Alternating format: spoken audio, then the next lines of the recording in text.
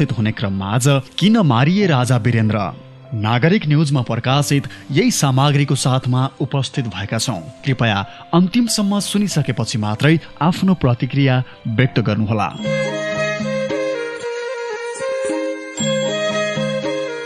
राजा वीरेन्द्रको सम्झनाले धेरै नेपालीको हृदय द्रवित हुन्छ, मुटु झङ्कृत भए झैं लाग्छ र नयन रसाउन थाल्दछ। नेपाल र नेपालीलाई शान्त, समृद्ध, खुसी र सुखी राख्न चाहने राजा वीरेन्द्रको जन्मदिन पुस 14 गते, त्यसैले उनीप्रति श्रद्धा राख्ने सबैले यो दिनलाई महत्त्वपूर्ण मान्ने गर्दछन् र बारम्बार प्रश्न गर्छन्, किन मारिए राजा वीरेन्द्र? कसले मार्यो उनलाई?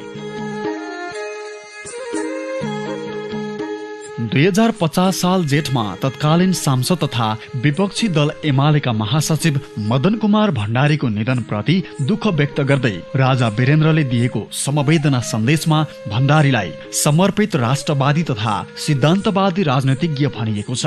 राजा वीरेन्द्रको व्यक्तित्वबारे एउटा लेखमा संक्षिप्त चर्चा गर्न सकिएला, तर सम्पूर्ण योगदान र बहुआयामिक पक्षबारे थोरै शब्दमा विशद चित्रण गर्न सम्भव छैन।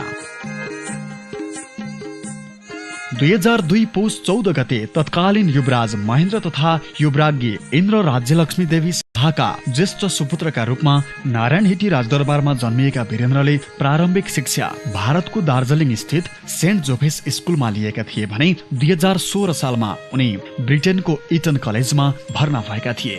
ब्रिटेनमा केही वर्ष पढेपछि 2024 सालमा उनी टोकियो विश्वविद्यालयमा भर्ना भए। त्यसपछि उनी हार्वर्ड विश्वविद्यालयमा भर्ना भए अनि हार्वर्ड विश्वविद्यालयमा पढ्न थाले। Dean Price, Henry Kissinger, Karl Deutsch, E Reischauer, John Kenneth, Galbraith लगायतका प्राध्यापकबाट प्राप्त ज्ञानले उनको जीवनमा ठूलो प्रभाव पारेको देखिन्छ। हार्वर्डको अध्ययनपछि वीरेन्द्रले Asia, Latin America, Europe, Canada र अफ्रिकी राष्ट्रहरूको भ्रमण गरेर त्यहाँका राष्ट्राध्यक्ष, वरिष्ठ राजनीतिज्ञ, विद्वान, विदुषी आदिसँग भेट गरे। त्यो पनि अध्ययनकै एउटा पाटो थियो। 2028 साल माघ 17 गते राजा महेन्द्रको असामयिक स्वर्गारोहण भएपछि युवराज वीरेन्द्र नेपालका राजा भए। राष्ट्रियता, विकास र प्रजातन्त्रलाई मुख्य आधार बनाएर उनले शासनको भागडोर सम्हाले।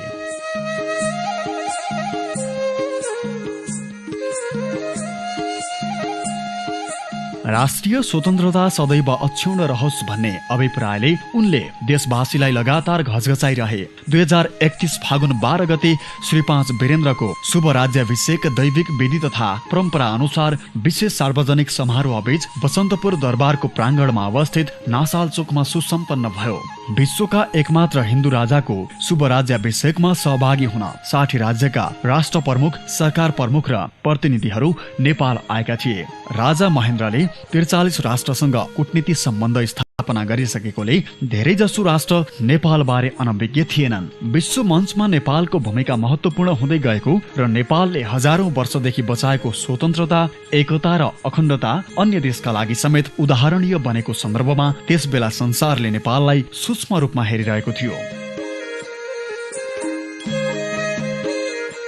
श्री 5 वीरेन्द्रको शुभराज्याभिषेक समारोहमा अमेरिका, ब्रिटेन, अस्ट्रेलिया, चीन, भारत, इजरायल, इटाली, अल्जेरिया, उत्तर र दक्षिण Korea, Pakistan, Afghanistan, Indonesia, Kuwait, Canada, Chile, Iraq, Germany, Japan, Jordan, Turkey, Denmark, Norway, Poland, Soviet संघ, इरान र न्युजिल्यान्डका प्रतिनिधि उपस्थित भए। त्यस्तै France, Bangladesh, Burma, Bulgaria, Bhutan, Mongolia, Malaysia, Egypt, Morocco, Yugoslavia, Greece, Romania, Laos र लेबनानका प्रतिनिधि आएका थिए। त्यस्तै गरी Sri Lanka, Singapore, Spain, Thailand, Sweden, Switzerland, Hungary र संयुक्त राष्ट्रका प्रतिनिधि पनि समारोहमा सामेल भएका थिए। राजा वीरेन्द्रको शासनकालमा दुईवटा प्रमुख घटनालाई विश्वका सञ्चार माध्यम र कूटनीतिज्ञहरूले धेरै महत्त्व दिएको पाइन्छ। 2036 सालमा उनले निर्दलीय पञ्चायती व्यवस्थाको लोकसम्मति बुझ्न राष्ट्रिय जनमत संग्रह गराउने घोषणा गरे। त्यस्तै 2046 सालमा निर्दलीय पञ्चायती व्यवस्थाको सट्टामा बहुदलीय प्रणालीको पुनर्स्थापना गराए। ब्रिटिस मोडलको संवैधानिक राजतन्त्र स्वीकार गर्ने उनी नेपालका प्रथम राजा हुन्। त्यसैले पश्चिमका सञ्चार माध्यमहरूले समेत उनलाई प्रजातान्त्रिक र उदार राजा भनेका छन्। इतिहास साक्षी छ, ठुल्ठुला घटना दुर्घटनाबाट पाठ सिकेर धेरै राष्ट्रले अस्तित्वको रक्षा गरेका छन्, राष्ट्रिय स्वाभिमान बचाएका छन्, राष्ट्रिय एकताको संरक्षण गर्दै राष्ट्र हितको सम्वर्धन र सम्पोषण गरेका छन्। स्पेन, फ्रान्स र अस्ट्रियाले पटक पटक थिचोमिचो गरेपछि राष्ट्रलाई शक्तिशाली, निस्वार्थ र विवेकशील नेतृत्व चाहिन्छ भन्ने इटालीका जनतामा चेतना आयो। मेजिनीकै समयमा राजा चार्ल्स अल्बर्टले इटालीलाई स्वाधीन तुल्याउन अस्ट्रियासँग युद्ध गरेका थिए। कस्ट्रोजाको युद्धमा इटाली परास्त भयो। गणतन्त्रवादी नेता मेजेनीले राजालाई सल्लाह दिए, म सहज स्थितिमा राजतन्त्रको समर्थन नगर्ने मान्छे, तर आज राष्ट्र गम्भीर संकटमा छ, त्यसैले म राष्ट्र बचाउन तपाईलाई जुनसुकै मद्दत गर्न तयार छु। नोभोराको युद्धमा पनि राष्ट्र परास्त भएपछि राजाले छोरा भिक्टर इमानुएललाई गद्दी सुम्पे। उदार हृदयका भिक्टोरले गणतन्त्रवादी नेता मेजेनीसँग मिलेर राष्ट्रियताको रक्षा गर्ने योजना बनाए। राष्ट्रिय एकता र अखण्डता बचाउन मेलमिलापको नीति ल्याए। मेजेनीको सल्लाहमा प्रबल राष्ट्रवादी नेता क्याभरलाई राजाले प्रधानमन्त्री बनाए।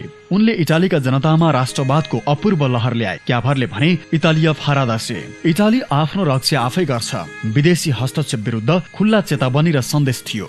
राजा वीरेन्द्रको शासनकालमा लामो प्रवासी जीवन त्यागेर बीपी कोइराला स्वदेश फर्के। उनले पनि मेजेनीको झैं राष्ट्र संकटमा परेका बेला राज संस्था र प्रजातान्त्रिक संस्थाहरू मिल्नुपर्छ भन्दै मेलमिलापको नीति ल्याए। राष्ट्रिय जनमत संग्रहमा बहुदलीय पक्ष पराजित भए पनि बीपीले जनमत संग्रहको परिणाम सहर्ष स्वीकार गरे। त्यस्तै बीपीलाई क्यान्सरको उपचारका निम्ति अमेरिका पठाउन राजा वीरेन्द्रले लाखौं रुपैयाँ सहयोग गरेको कुरा बीपीका मित्र तथा प्रसिद्ध लेखक भोला चटर्जीले आफ्नो पुस्तकमा उल्लेख गरेका छन्। राजा वीरेन्द्र र बीपी बीचको सम्बन्ध पछिल्ला दिनहरूमा सुमधुर बन्दै गएको थियो भन्ने यो एउटा उदाहरण हो।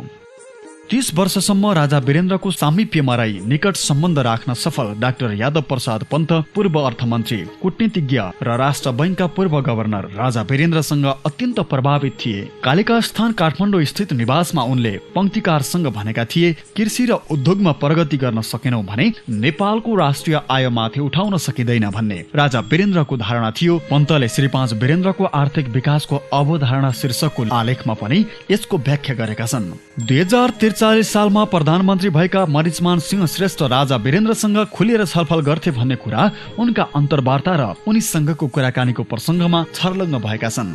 2045 सालमा सेनाले चीनबाट एन्टी एयरक्राफ्ट गन लगायतका सामग्री झिकाउँदा भारतले 15 महिनासम्म नेपाल विरुद्ध नाकाबन्दी गर्यो। भारतका विदेश सचिव एसके सिंह 6 बुँदे प्रस्ताव लिएर आए। अब भारतसँग मात्र हतियार किन्नु पर्ने, भारतको स्वीकृत बेगर कुनै राष्ट्रसँग कूटनीतिक सम्बन्ध राख्न नपाइने, व्यापार र पारवहनमा भारतको स्वीकृति लिनुपर्ने आदि विषय त्यसमा उल्लेख थियो। राजा वीरेन्द्रले सो प्रस्तावबाट नेपालको राष्ट्रिय स्वाभिमान खरानी हुन्छ भन्दै ठाडी अस्वीकार गरिदिए। त्यसपछि भारतले दिल्लीका नेता एवं पत्रकारहरूको हुल पठाए। राजा वीरेन्द्रको एकाधिकार र निरङ्कुशता तोडेर दलहरूका हातमा शासन व्यवस्था ल्याउनुपर्छ भन्दै 2046 सालको जनआन्दोलन सुरु गरायो। चन्द्रशेखर, हरकिशन सिंह, सुरजित, सुब्रह्मण्यम स्वामी, एमजे अकबर लगायतका नेताले राजा वीरेन्द्र तानाशाह हुन् भन्दै नेपालका कैयन नेताले थप्पडी बजाए। बीपीका जेठा छोरा प्रकाश कोइरालादेखि पूर्व प्रधानमन्त्री टङ्क प्रसाद आचार्य समेत धेरै राष्ट्रवादीहरू 2046 सालको आन्दोलनका पक्षमा थिएनन्। दिल्ली फर्कने बेलामा तत्कालीन भारतीय विदेश सचिव एसके सिंहले राजा वीरेन्द्रले भारतको प्रस्ताव अस्वीकार गरेकोले उनले अत्यन्त ठूलो दुष्परिणाम भोग्नु पर्ने बताउँदै विमानस्थलमा उनी निकट केही व्यक्तिलाई 6 बुँदेको सट्टामा त्यसको डबल 12 बुँदे प्रस्ताव ल्याएर एक दिन नेपालको राजतन्त्र ढाल्ने चेतावनी दिएको बताइन्छ। भनिन्छ राजा वीरेन्द्रको हत्यापछि दिल्लीमा नेपालका राजनीतिक दलहरूलाई 12 बुँदे सम्झौतामा हस्ताक्षर गराएर भारतले नेपालमा राजतन्त्रसँग प्रतिशोध लिएको थियो। 2045 सालमा राजा वीरेन्द्रले झन्डै 20 जना वामपन्थी राजबन्दीलाई राष्ट्रियतालाई सहयोग गर्ने शर्तमा कारावास मुक्त गरिदिएका थिए। तर उनीहरू मध्ये कैयनले महाकाली सन्धि लगायत कतिपय भारतीय स्वार्थको पक्षमा लिएर आफ्नो सक्कली अनुहार देखाए। वामपन्थी नेताहरू मध्ये एक जनाले भारतीय सेना बोलाएर राजा वीरेन्द्र लाई पाता कस्नुपर्छ भनेर बैठकमा अभिव्यक्ति दिएपछि मदन भण्डारीले उनलाई बेस्सरी हप्काएको र त्यस्ता शब्द फिर्ता लिन चेतावनी समेत दिएको बताइन्छ। राधाकृष्ण मैनालीले आफ्नो पुस्तकमा यो प्रसङ्ग उठाएका छन् भने बैठकका कतिपय सहभागीहरूले त्यसबेला राजासँग सहकार्य गर्ने कि भारतसँग भन्ने निकै ठूलो बहस चर्केको बताउँछन्। 2050 साल जेठमा तत्कालीन सांसद तथा विपक्षी दल एमालेका महासचिव मदन कुमार भण्डारीको निधनप्रति दुःख व्यक्त गर्दै राजा वीरेन्द्रले दिएको समवेदना सन्देशमा भण्डारीलाई समर्पित राष्ट्रवादी तथा सिद्धान्तवादी राजनीतिज्ञ भनिएको छ। हरेक दलका प्रमुख नेताका गतिविधि बारे सूक्ष्म सूचना राख्ने राजा वीरेन्द्रले मदन भण्डारीको उच्च मूल्याङ्कन गरेको पाइन्छ भने भण्डारीले राष्ट्रियता बारे राखेको अडानबाट राजा वीरेन्द्र प्रभावित भएको देखिन्छ। पुराना कोटहरू पनि मर्मत गराएर पहिरिने, दरबारका पुराना फर्निचरहरू समेत मर्मत गराएर पुनः प्रयोग गर्ने, एउटै लुगा 10-12 वर्षसम्म प्रयोग गर्ने, जनताको करबाट राजस्व आउने भएकोले त्यसको दुरुपयोग गर्नु हुँदैन भन्ने राजा वीरेन्द्रको सरल जीवन उदाहरणीय मानिन्छ।